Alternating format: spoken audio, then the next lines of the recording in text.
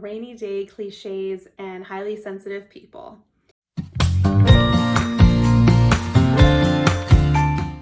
Hey there, I'm Amy Laginis, the founder and creator of highlysensitiveparenthood.com, a resource center and website for highly sensitive and empathic parents. Today I'm sharing on the really fun topic of rainy day cliches and highly sensitive people. So I'm here in San Diego at the beginning of fall. It's a beautiful time of year here. It's just starting to get cooler. We're starting to get a little more rain, and it's just such a lovely time to spend outside, even to go to the beaches. Wink, wink. It's a gorgeous time to go. All the tourists have left, and it's still plenty warm, but not too hot. So if you're ever in San Diego in September or October, hit up the beach. It's amazing. But let me get back on topic here. So many of us highly sensitive people really relish the opportunity that a change in season or even a change in weather offers us. To me, it's an invitation to change the pace of our life a little bit, to maybe hunker down and cuddle up with a good book or with our kiddos. And there's nothing like a rainy day, in my opinion, to help facilitate that kind of comfy, cozy feeling. So I wanted to share with you some rainy day cliches. These are actually originally from Phyllis on The Office. Many of you might be familiar with that show. And I'm actually adapting this from a blog that became weirdly popular that I wrote on my my therapy website, innerturetherapy.com. So this is an adaptation of that. I just think it's a really fun topic. So I remember an episode in The Office, the TV show The Office, the US version, in which the staff members bet on how many rainy day cliches Phyllis would use one day. So spoiler alert, she uses 6. There's 6 different cliches that she uses about rainy days, and I'll list them off here and then we'll talk about them. The first is, it's raining cats and dogs out there. Holy moly. Number 2, nobody knows how to drive in the rain. Number 3, the roads are actually slickest in the first half hour. Number 4, the plants are going to love this. Number 5, I actually sleep better when it's raining. And number 6, this weather makes me want to stay at home with a good book. I am admittedly guilty using a lot of these rainy day cliches, and I'm guessing you've used one or two yourself. The couple that really resonate with me, the first is actually sleep better when it's raining. And to me, this opens up some really interesting ideas about how the weather and our environment impact our mental health and our physical health too. Rain to me is a really sensory experience, right? If you imagine yourself walking outside and it's raining, it touches all of your senses, right? We see it. We see kind of the colors become more vibrant. We see the rain falling.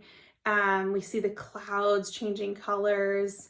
We feel it. If we feel it on our skin, we feel the cool air. We feel the wetness of the rain.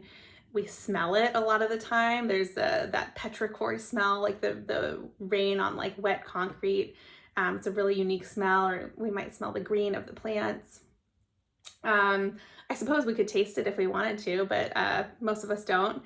And we hear it, right? We can hear that sort of soothing drumbeat of rain coming down. So it's a very, very sensory experience. And most of the time, for many of us, it's a pleasant experience. It slows us down. It gets us mindful about our environment and how we're feeling in our own bodies. So it can be very pleasant.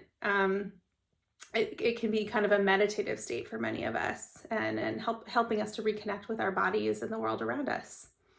As highly sensitive people, we get kind of that's even turned up. Our senses are even turned up a little bit more. So we might get to experience that on a kind of a higher plane or a new level versus people who are less sensitive.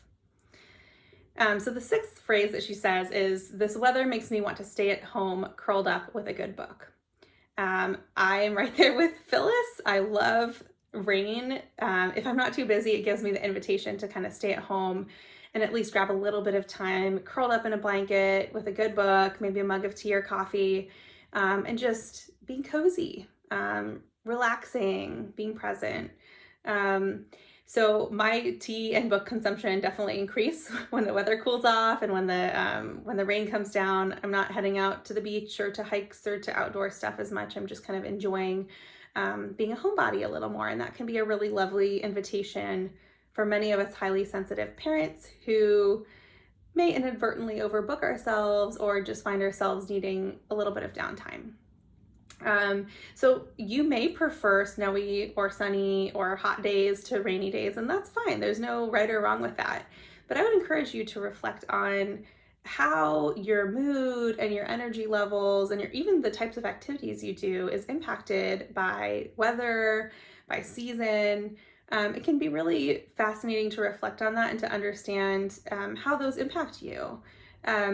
Because at least to me, that information is always a benefit, right? It helps us to maybe seek out a place of residence where those seasons really work well with our moods. It might help us to really take advantage of, if you like me love rainy days, to really fully give yourself permission to relax when there's maybe not every single rainy day, but when you can, to find some downtime on a rainy day and just really relish that experience. And as a highly sensitive parent, you might also notice how your children or your child is impacted by different seasons or environmental factors. There's some like fledgling research on how people are impacted by climate and by different weather patterns.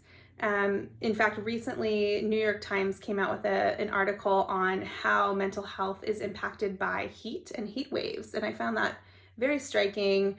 Anecdotally, I've seen people's mental health be more challenged in hot weather. But yeah, there's even more evidence about how all sorts of markers, anxiety and depression and violence even increase when it's hot outside, when it's really hot, especially when it's like over 90 degrees Fahrenheit. So we know for a fact that the weather changes our behavior and our mood. But I encourage you to think about it for yourself as a highly sensitive person, as a parent. How does it impact your routines? How does it change how you feel, what your mood is, and just be curious about it. So whichever of those rainy day cliches resonate with you, I hope you're encouraged to notice, to enjoy those changes in weather, and just, yeah, be present with whatever comes your way, you and your child together.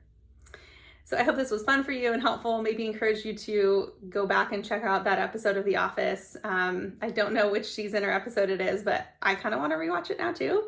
So I hope you have a lovely day. I hope these cliches just got you thinking a little bit about yourself as an HSP and your environment. Okay, take care. Bye. For more resources, including our signature Highly Sensitive Parenthood online course, visit highlysensitiveparenthood.com.